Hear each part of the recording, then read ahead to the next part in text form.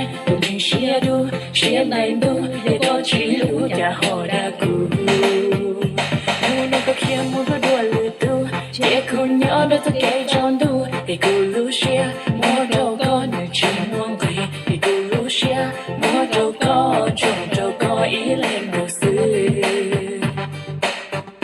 giờ đi thân lấy cô chỉ có một chỗ có chỉ một chỉ cô để chỉ mua có nhỏ thầu có chỉ đâu có này cho nhau thôi cô lũ chỉ mua để đi mua đâu có mua nó có nghĩa là có bán lại tôi cho là không lo có chỉ dài có đau lời kể chỉ đâu có thể lũ hay có là tôi đã muốn bên nhìn dài mình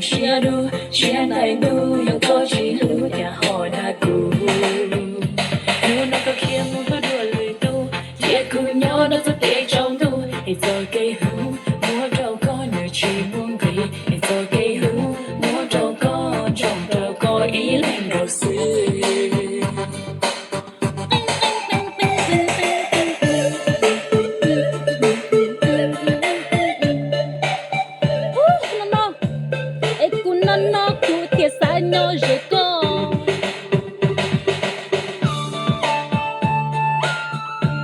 nét đến từng cm,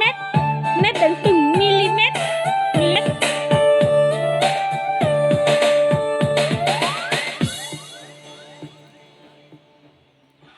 Thế thì nó xin đẹp lắm luôn à. Thôi em khóc ơi, trâu của con luôn à.